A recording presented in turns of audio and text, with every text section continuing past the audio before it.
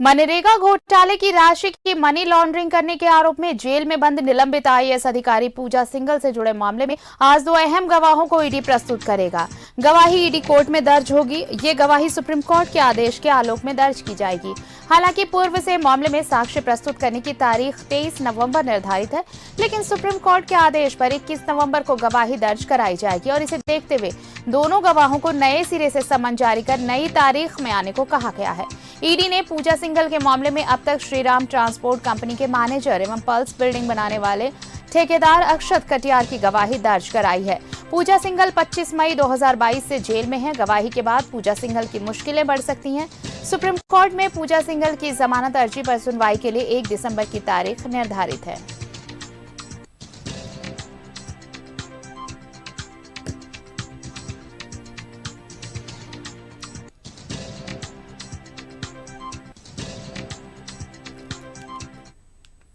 और सहयोगी दीपक इस वक्त हमारे साथ जुड़ रहे हैं, सीधे उनका रुख कर लेते हैं। दीपक, देखिए, मनरेगा घोटाला और जो मनी लॉन्ड्रिंग का आरोप, मनरेगा घोटाले के तहत जो ये राशि की जिस तरह से अवैध मामला सामने आया और मनी लॉन्ड्रिंग का मामला सामने आया, उसमें तो ऑलरेडी जेल में बंद हैं, लेकिन अब ये मुश्किलें और बढ़ सकती हैं जब दोनों गवाहों को कोर्ट में पेश किया जाएगा, तो इनकी गवाही के बाद ये रास्ता और मुश्किल होता हुआ पूजा सिंघल का जो उन्होंने जमानत की अर्जी लगाई है, वो मुश्किलें और बढ़ने वाली हैं।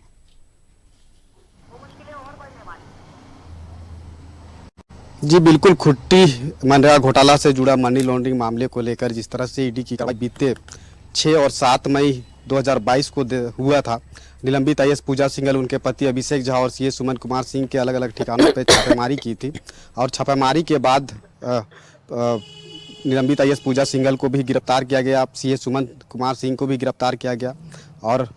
उनके पति अभिषेक झा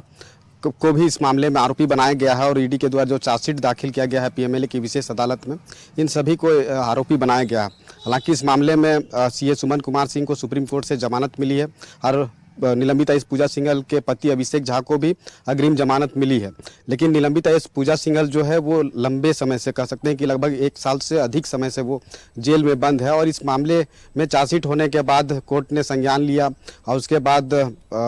इस मामले में जो है ट्रायल भी शुरू हो गया है, गवाही के स्टेज पर है और आज पीएमएलए की विशेष अदालत में ईडी के द्वारा 2 प्रमुख गवाह को अदालत में पेश किया जाएगा और ईडी के द्वारा जो गवाह पेश किया जाएगा वो अब अदालत के समक्ष क्या कुछ अपना बयान दर्ज कराती है, ये देखने वाली बात होगी। वहीं अगर निलंबित पूजा सिंघल का जो जमानत की याचिका पर भी सुप्रीम कोर्ट में सुनवाई होनी है और 1 दिसंबर के लिए उसके लिए तिथि निर्धारित है, तो अब देखना होगा कि क्या उन्हें भी जमानत का जो राहत है वो मिलता है या नहीं मिलता है। लेकिन जिस तरह से ये निलंबित आईएएस पूजा सिंघल से जुड़ा जो मनी लॉन्ड्रिंग का जो मामला है और इस मामले को लेकर के जिस तरह से ईडी की कार्रवाई हुई है और ये एक लंबे समय से जेल में बंद है, तो जाहिर सी बात है कि अब जब ट्रायल भी शुरू हो गया है, कई गवाहों की गवाही हो चुकी है और आज जो है ईडी के द्वारा जो 2 प्रमुख गवाह को अदालत में पेश किया जाएगा, अब उसका जो बयान दर्ज होगा वो सबसे इम्पोर्टेंट होगा, क्योंकि जो एक्यूज्ड इसमें बनाए गए हैं उनके खिलाफ जो बयान उन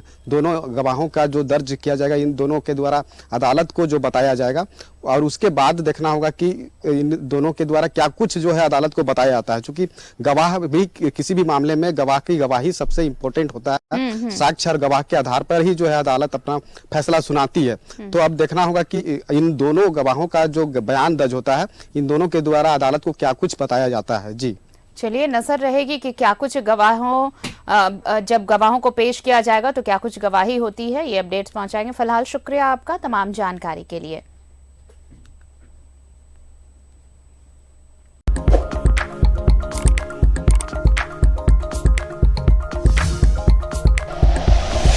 like and share videos, subscribe करें हमारा चैनल और प्रेस करें बेल आइकॉन। News 11 भारत, सच है तो दिखेगा।